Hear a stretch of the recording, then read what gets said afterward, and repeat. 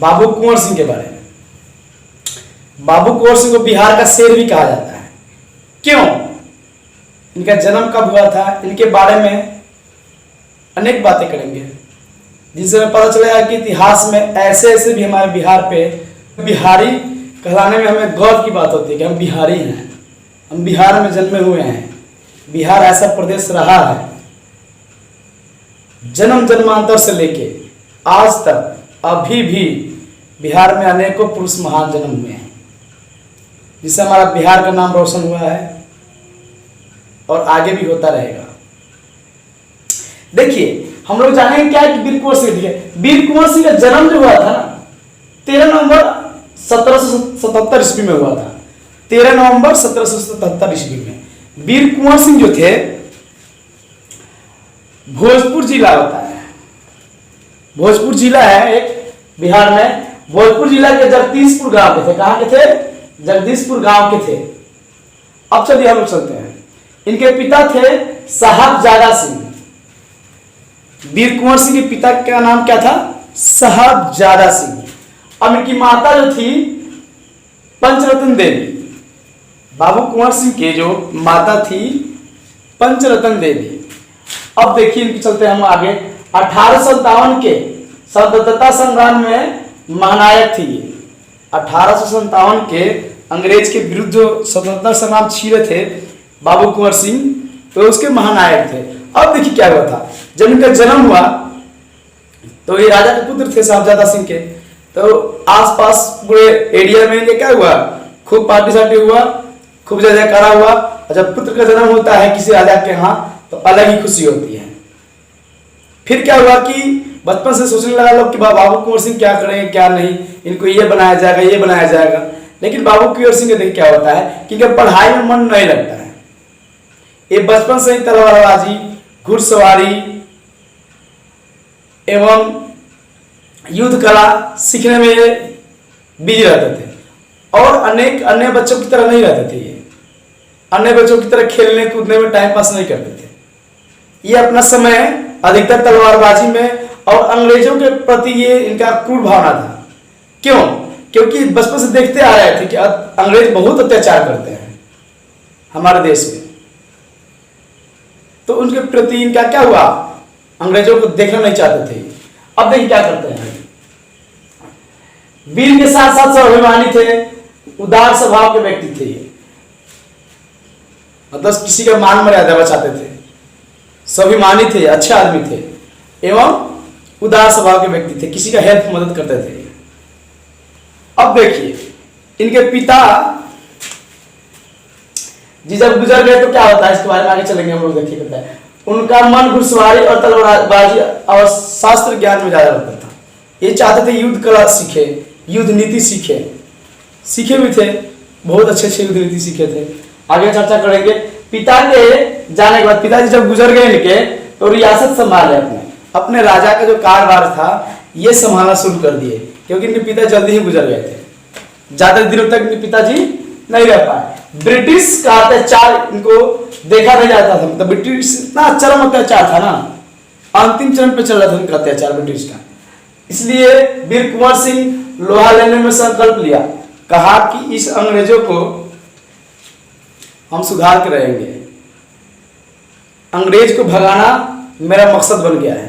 बाबू कुंवर सिंह का यही मकसद था कि अंग्रेज को सबक सिखा के ही रहेंगे ये, क्योंकि बचपन से देखते आ रहे थे अत्याचार उनका। अब देखिए क्या हुआ था इनके साथ, मार्शल आर्ट सीखे थे। क्या सीखे थे? सबसे पहले मार्शल आर्ट सीखे थे। मार्शल आर्ट में भी थे और गोरेला युद्ध को जानते थे। गोरेला युद्ध जो था ना, कि अपने भारत में दो ही व्यक्ति जानते थे। एक वीर शिवाजी जो थे गोरेला युद्ध ही वो जानते थे, और दूसरा बाबू कुंवर सिंह। गोरेला युद्ध को जानने वाला मात्र दो ही, महाराजा शिवाजी और दूसरा में बाबू कुंवर सिंह। गोरेला युद्ध के बारे में खाली बात कर रहे हैं। ऐसे तो अनेकों महान जन्म है यहाँ पे, लेकिन अलग अलग खासियत है सभी का। अब देखिए हम लोग चलते हैं कि महाराणा प्रताप के वंशज राजा फतेह ने अपनी पुत्री के लिए विवाह का प्रस्ताव भेजा था। देखिए वीर कुंवर सिंह का कितना डंका था पूरे भारत में। एक बिहारी 100 पे भारी ऐसे नहीं करते हैं, कुछ खासियत था इनमें क्योंकि इनका महाराणा प्रताप के वंशज के यहाँ से अपनी पुत्री के लिए वीर कुंवर सिंह की शादी करने के लिए।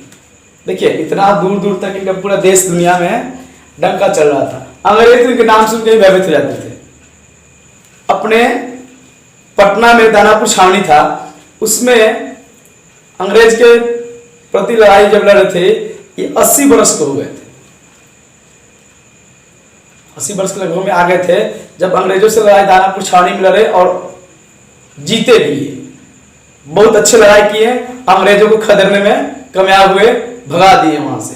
जब दानापुर छावनी से चले वहां से युद्ध जीत के, तो इनका पूरे देश अपने एरिया में डंका बजने लगा, बाबू कुंवर सिंह का जय जयकार लगने लगा। फिर वहां से देखिए इनको बहुत सारे भाई डालने लगा कि हमारे पास में आइए, हमारे पास में। तो देखिए अपने युद्ध नीति को मजबूत करने के लिए वहां से चलते हैं। अब कहाँ जाते हैं इसके बारे में जानते हैं। देखिए जाते हैं अपने मजबूत बनाने के लिए, अपनी सेना शक्ति को मजबूत बनाने के लिए क्या किया, मिर्जापुर गए, बनारस गए, अयोध्या गए। कहाँ गए, मिर्जापुर, बनारस, अयोध्या एवं लखनऊ गए। कहाँ गए, लखनऊ। और देखिए कहा जाते हैं फैजाबाद, रीवा, वाघा, कल्पी, राजपुर, सिकंदरपुर, बलिया, ये यूपी में ज्यादा घुसे। यूपी की तरफ जाके अनेकों राजा से मिले और सबसे सपोर्ट मांगे। राजाओं ने इनका साथ भी दिया। बाबू कुंवर सिंह का नाम चल रहा था उस समय। तो जितने भी राजा थे, छोटे छोटे राजा जो अंग्रेज से भयभीत थे, बाबू कुंवर सिंह का सपोर्ट मिलने से वो हिम्मत आया, चलिए बाबू कुंवर सिंह जैसा योद्धा हमारे सपोर्ट में है, कोई भी मदद पड़ेगा तो वो मेरी मदद करेंगे। कम सैन्य शक्ति रखते हुए भी अंग्रेजों को छक्के छुड़ा देते थे, ऐसे थे बाबू कुंवर सिंह। अब देखिए वहां से कानपुर में जब गए तो वहां से नाना साहब, तात्या टोपे, रानी लक्ष्मीबाई ने, सब लोगों का क्या हुआ, उनको सपोर्ट मिला। रानी लक्ष्मीबाई को पता चला कि बाबू कुंवर सिंह वहां अकेले ही जगदीशपुर में गर्दा उड़ा रहे हैं, पूरा डंका बजा रहे हैं अकेले ही अंग्रेजों के विरुद्ध में। तो तात्या टोपे, एक बार युद्ध हो रहा था वहां पे, तात्या टोपे ने उनको खबर दिया कि आइए हमारे सपोर्ट में युद्ध कीजिए। तो बाबू कुंवर सिंह वहां गए, नाना साहब के यहाँ और तात्या टोपे के यहाँ। कहाँ गए, कानपुर में। और वहां से भी युद्ध जीत लिए। लड़ते नहीं थे, लड़ने के साथ साथ जीतते भी थे। जहां जहां भी युद्ध की वहां जीतते ही थे ये, क्योंकि इनके युद्ध शक्ति, सैन्य शक्ति या सोचने की क्षमता यही साबित कर दी है कि किसी भी काम करने के लिए उम्र की जरूरत नहीं होती। 80 वर्ष की उम्र में बहुत से के बीमार पड़ जाते हैं, 60 वर्ष की उम्र में बीमार पड़ जाते हैं, चलना फिरना बंद हो जाता है। उस समय तलवारबाजी करते थे, इतने धैर्य थे इनके अंदर में, सैन्य शक्ति इतना था। ये साबित करके दिखाया है कि लोग का सोच जब अच्छा हो तो उम्र का कोई तकाजा नहीं रहता है। अब देखिए जब वहां से गए, जिनका हाथ कटता कब है उसके बारे में हम जानते हैं। क्यों काटे अपने हाथ को। देखिए जब वहां से आजमगढ़ के लिए गए ना, तो आजमगढ़ के युद्ध के लिए 20 अप्रैल को गए थे ये। 20 अप्रैल को क्या किया, आजमगढ़ गए थे ये। जब युद्ध खत्म हुआ वहां से कानपुर से, आजमगढ़ गए। आजमगढ़ में भी ये युद्ध लड़े, वहां भी जीते। वहां से आजमगढ़ से जब जगदीशपुर के लिए चले तो 22 अप्रैल को क्या हुआ कि अंग्रेजी सैनिक ने घेर लिया। देखिए क्या होता था कि बाबू कुंवर सिंह के नाम सुनते ही अंग्रेज ये सब जगह जीतते थे, जीतने के बाद भी फिर से कब्जा अंग्रेज कर लेता था। लेकिन बाबू कुंवर सिंह के नाम सुनते ही अंग्रेज भयभीत हो जाते थे। अंग्रेज क्या करते थे, अपने सैन्य शक्ति को बढ़ाने के लिए ब्रिटिश सैनिक को बुलाते थे, अपने देश से बुला के बाबू कुंवर सिंह के प्रति युद्ध करवाते थे।